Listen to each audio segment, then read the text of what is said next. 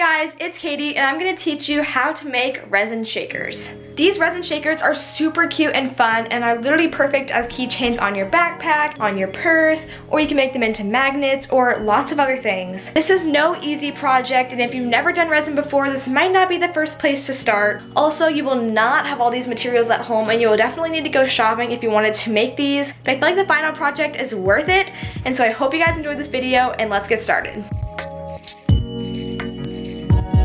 Before we get started, there is some safety procedures I have to go through. Resin is a toxic substance, and it hardens due to a chemical reaction. During this chemical reaction, if you inhale the fumes, it can be damaging to your lungs over time. And although it won't seriously damage your hands if you touch it, it is highly recommended that you wear gloves in order to protect your hands from developing an allergy to the resin. Therefore, I would not recommend children under the age of 13 to do this without parental supervision, and if you do this, make sure you use the proper safety equipment that I'm going to show you in the next clip, and use resin safely. If you use it safely, it can be an amazing and fun craft. The first thing is being in a well-ventilated area. Here I am in my sunroom, but if you don't have a room with lots of open windows for airflow, you can use a fan just to make sure that the air flows throughout the room. You will also need to wear a chemically safe mask. Make sure that you check the item description to make sure that it is resin safe. I will be linking every single product I mentioned down below so you guys can have an easy link to go to. You will also need to wear some nitrile gloves. You do not want to wear latex gloves. Those are not good for resin and can seep through. But nitrile is a really great choice and they're pretty affordable as well. So now let's get started with the project.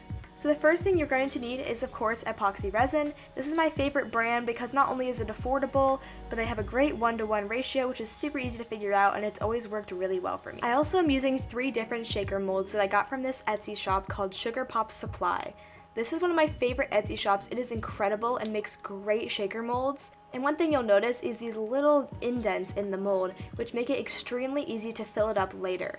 Once you have your molds, it's time to pour your resin. I am using a digital scale in order to measure the weight of my resin and get an exact 1-to-1 ratio. However, you can also use a measuring cup to get that same ratio. Make sure you pour the exact same amount of part 1 and part 2, assuming you are using 1-to-1 ratio resin. If not, follow the instructions on your resin bottle. The amount you will need will really depend on how many shakers you're filling and how big the mold is, but I would average about 0.3 ounces total resin per shaker. Once you have it all measured out, it is time to stir. I'm using a popsicle stick to stir my resin, and you will need to stir for at least 3 to 5 minutes. Stirring your resin thoroughly is extremely important, as if it's not mixed properly, the resin will not harden properly. Make sure to get around all of the edges and the bottom of the cup, and to stir slowly to reduce the amount of air bubbles trapped in your resin. Now I like to tap my cup on the table and then wait 5 minutes to let as many air bubbles as possible rise to the surface. Now is when you can add color and decoration to your resin. Now there's already going to be decoration inside your shakers, so I would recommend making these pretty simple designs, but this is where your creativity can come in. For this first one, I am dyeing it pink with some acrylic paint and adding some pink glitter, and I did pour it into a smaller cup since I'm doing multiple shakers with that one batch of resin and I didn't want them to all look the same. For this second one, I'm using some white acrylic paint to dye it white, and then I'm adding these little iridescent glitters to add some texture and give it a cool shine. If you don't want to add anything, that also looks super cool, and I'm going to be doing the last one clear. Moving on, it is now time to pour. This part is pretty self-explanatory. Just pour your resin carefully into your mold, filling it up all the way to the top. Filling it up all the way is especially important with the shaker molds. I also have this small blowtorch that is super nice to easily pop a bunch of the bubbles on the surface.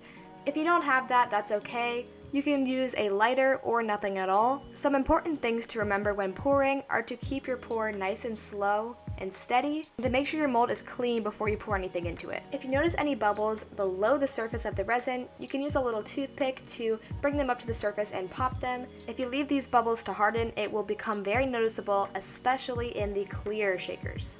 Once you are satisfied, leave them to sit for 24 hours. After 24 hours have passed, if you have done it correctly, they should be solid and ready for demolding. This is my favorite part. It is so satisfying to take off the molds of this resin and see your base piece all together. Now, since the molds I got from this Etsy shop, which I will link down below, are so incredible, you don't need to drill a hole into the resin at this point because there's already a spot that you can insert your needle in when you're going to be filling up the molds later. However, if you bought a mold that did not have one of these pre-indented slits, you would need to drill a hole in the side of it now, and you can refer to another video, which I will also link down below, on how to do that. Usually when the resin comes out, it's still not perfect, so I like to take a fine grated sandpaper and just sand down the edges where there might be excess resin over the top, just to create nice smooth edges. Now it is time to fill your shakers with whatever you want to be inside. Here I have this incredibly cute sprinkle mix, which I also got from Sugar Pop Supply on Etsy, and I'm using shaker mixes from that shop on all 3 of these. However, you can put anything you want in there, including beads, sprinkles, glitter, little polymer clay pieces, whatever you can come up with.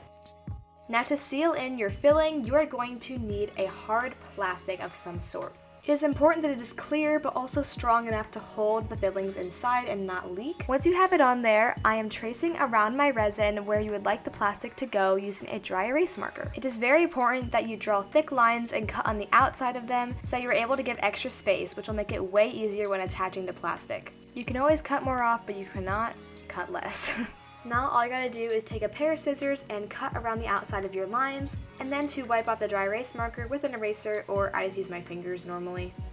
Now I'm bringing in some UV resin to attach the plastic to the shaker. UV resin is a special kind of resin that cures much faster when exposed to UV lights. You can put it under direct sunlight and it will harden eventually, or you can use a UV light or a UV lamp and it cures in about 2 to 5 minutes. Now this is really great for this purpose because it makes it super easy to get these done quickly. However, you can also use normal resin and just wait the full 24 hours if you don't want to buy the UV resin. So I'm just putting this resin all along the outside where the plastic is going to sit, and then I'm using a toothpick to make sure it goes around all of the edges, because if it doesn't, then there could be leaks when I put the liquid in. Once you've ensured there's resin on all of the edges, you can carefully place the plastic on top. If you've done it correct, it should create a perfect seal along all the edges of the shaker. If you're leaving it for 24 hours, I recommend putting a small object on top of it just so it relieves the pressure and keeps the seal.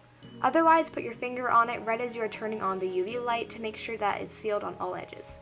I am using this UV flashlight that I got on Amazon, but actually UV nail lights also work just as well. So if you happen to have one of those lying around, that will work. So once it's been about 2 minutes of rotating it on all sides, I'm ready to fill it up. Now there are many liquids you can use to put in your shakers, but I personally am using baby oil. Baby oil is pretty cheap and easy to come by, and it's super easy to fill up with, and it creates a really nice slow falling effect. Now I have this special needle tip bottle that makes it super easy to insert the liquid into the shaker mold. I bought these on Amazon. They were actually super duper cheap, but it came in a pack of like 50 of them, so if anybody needs one, I have like 50. So you're going to insert the needle into either the slot that is already in the mold or the drill hole you created earlier, and then just squeeze and let it fill up. This part is also very satisfying. I avoided buying these precision tip bottles for the longest time, but guys, it just makes it so convenient, and I really couldn't figure out how to get it another way. Immediately once you finish filling up your shaker, you want to take some more of your UV resin or normal resin and cure it right away so that it stops up the hole, that there's no holes, no leaks, and your resin shaker is completely sealed.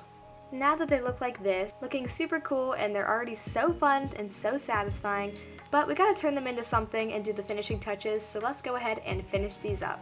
So some of your shaker molds might have little details that need to be filled in, so I'm using some white acrylic paint and a toothpick to fill in these little details and finish it up, and I think it looks really cute. I'm going to be turning my little strawberry shaker into a magnet, so I'm just using these sticky magnets that I got from, I think, Amazon, and I'm going to stick it right onto the back, super easy peasy. And now this one is completely finished. For this clear one, I am using a little keyring hook and these little jump rings and a keychain to create a keychain out of it. I just screwed it directly into the resin with my hands. It isn't that hard, and it shouldn't cause any huge problems. I'm also turning this last one into a magnet, using the exact same process as before, and this is just the start to things that you could do with these cute little shakers. But they are all done, so here are the final products. The strawberry one looks okay, however it doesn't really move around too much inside just due to the small space and how tightly locked in they are. But the other two are some of my favorite shakers I have literally ever made. They're so cute, they flow super nicely, and I love how the colors and everything look together. I could not be happier with the way they turned out, and I hope that you guys made some incredible shakers as well. Thank you guys so much for watching this video. If you like this tutorial, make sure you give it a thumbs up and subscribe to my channel down below if you like all my other videos. Make sure to check out my other content and also my sticker tutorial, which is kind of a similar style to this. Let me know if you want me to show you how to make any other resin art, and I'll see you guys next time. Bye!